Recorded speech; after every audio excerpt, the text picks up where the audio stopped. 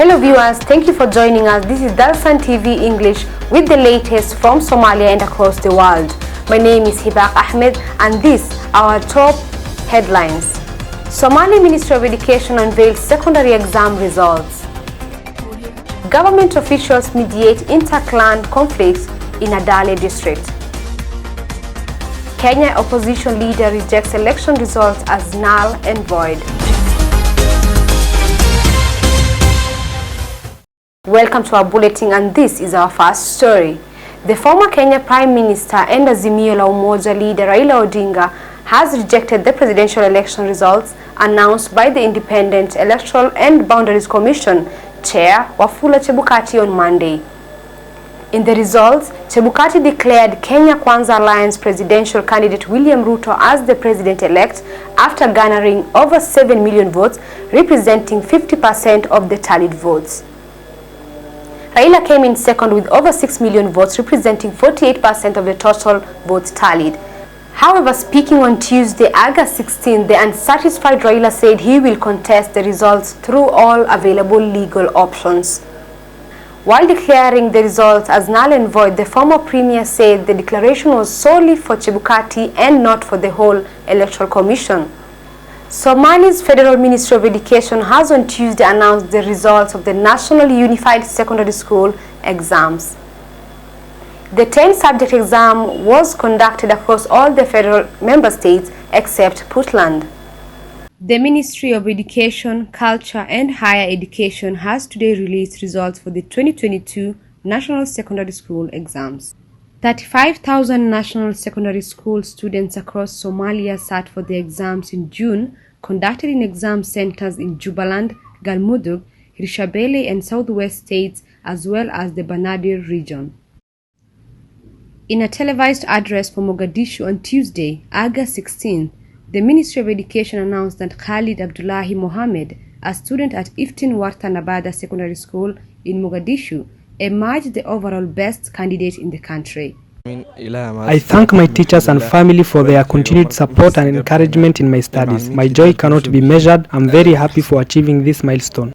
The Federal Ministry of Education and their state counterparts have been commended for delivering credible national exams, which have shown tremendous. In Somalia, since the collapse of the central government in 1991 and the education sector was disrupted, schools used different curriculums and grading systems until 2014, when the government unified all academic curriculums and exams conducted in the country. The number of students examined in the unified national exams has grown steadily in the last 7 years, from 3,500 students in 2015 to 35,000 this year. The examinations, which have since then been held consecutively every year in Banaadir, Jubaland, Southwest, Galmudug and Hirshabelle regions, are presided over by the Federal Ministry of Education. The new Somali Minister for Education, Farah Abdukadir, is expected to spearhead efforts to institutionalize education reforms so that the gains made in the last few years are maintained. The outgoing Minister of Ports, Marine Transport of the Federal Government of Somalia, Mariam Awais Jama, has handed over the instruments of work to the recently appointed new minister.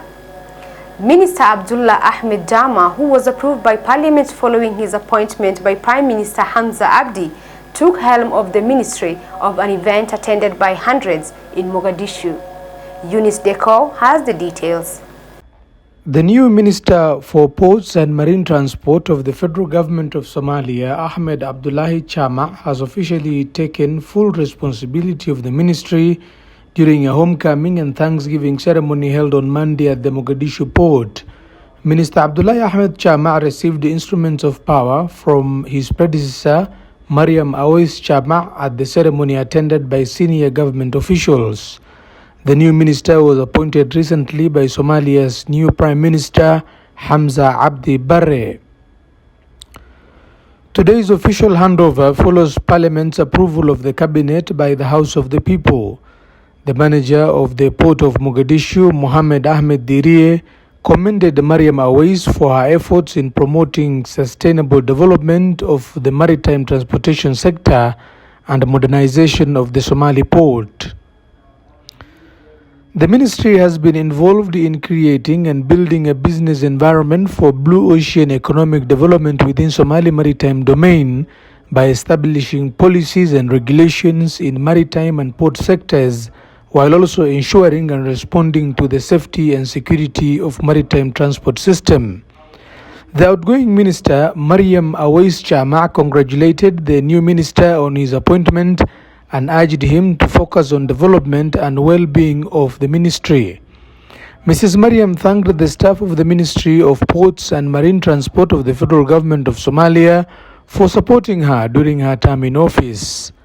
I have reached this milestone as a result of the support from each and every one of you. I am proud to have worked with all of you, said Minister Awais.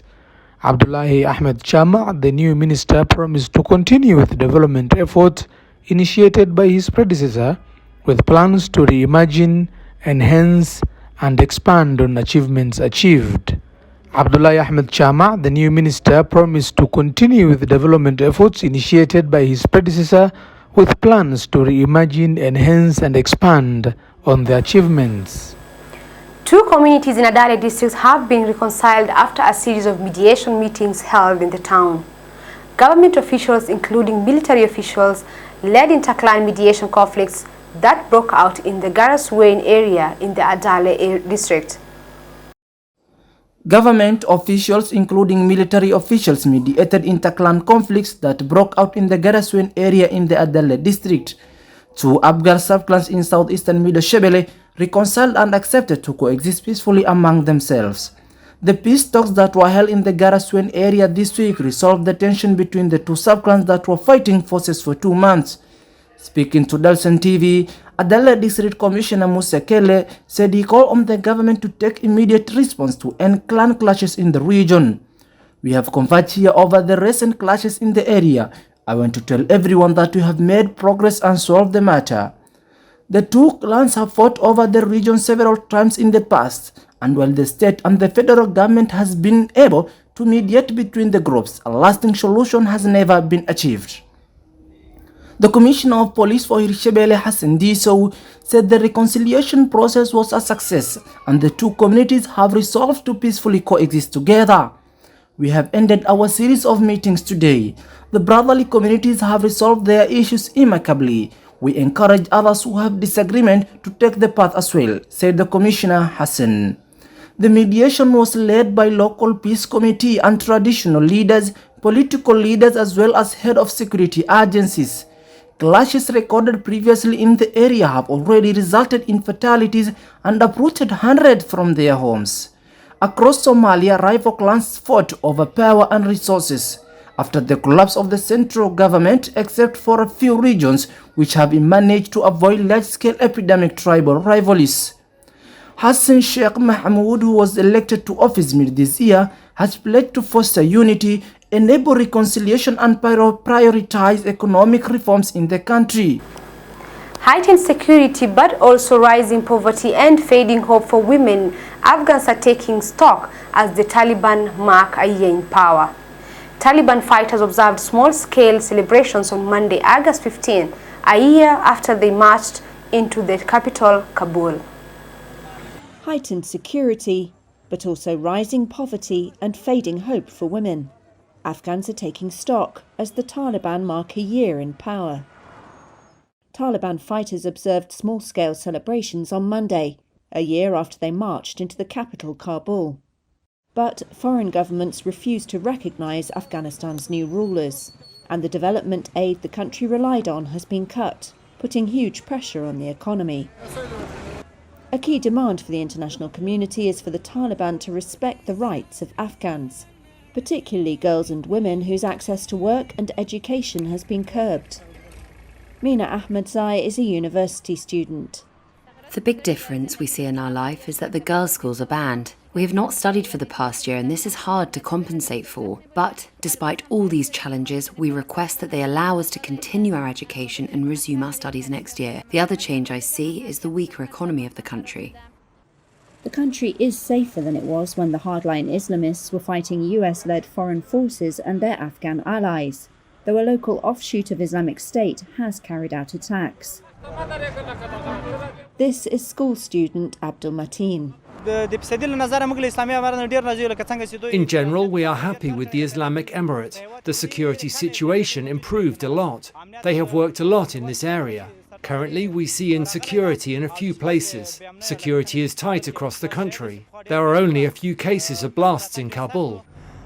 We see some economic problems, but overall, from every aspect, the Islamic Emirate is trying its best to control the situation. Those economic problems will be hard for the Taliban to overcome. Roughly 25 million Afghans are now living in poverty, well over half the population. The Taliban wants $9 billion in central bank reserves held overseas to be returned, but talks with the United States face hurdles. The US demands that a Taliban leader subject to sanctions step down from a top position at the bank first. The Taliban refuse to cede to these pressures and say they respect all Afghans' rights within the framework of their interpretation of Islamic law. Unless there is a major shift by either side, Afghans are unlikely to see an end to spiralling prices, rising joblessness, and hunger that will only get worse as winter sets in. And meanwhile in Ukraine called for new sanctions on Russia and highlighted the risks and consequences of a catastrophe at Europe's biggest nuclear plant, where fresh shelling nearby has reignited a blame game between both sides.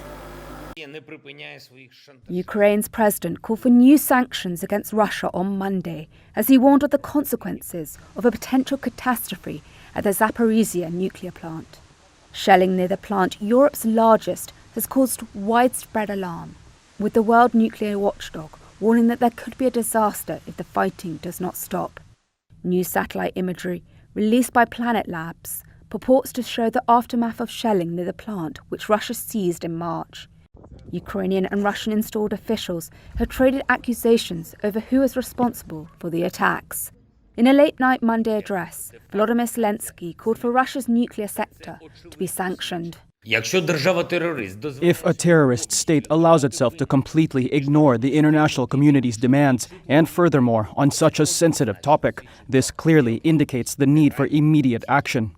Any radiation incident at the Zaporizhzhia nuclear power plant can be a blow to the countries of the European Union, Turkey, Georgia, and countries from more distant regions. Everything depends only on the direction and strength of the wind. If Russia's actions lead to a catastrophe, the consequences may hit those who yet remain silent. Meanwhile, a Russian-backed court in Ukraine's Donetsk charged 5 Europeans on Monday with being mercenaries. The men from Britain, Croatia and Sweden were captured while fighting with Ukrainian forces. Russian media reports that 3 of them could face the death penalty. All have pleaded not guilty. Foreign governments have dismissed their trials as illegitimate. In June, 3 other foreign nationals were sentenced to death on similar charges. Russia sent troops into Ukraine in February in what it calls a special military operation to demilitarize its neighbor.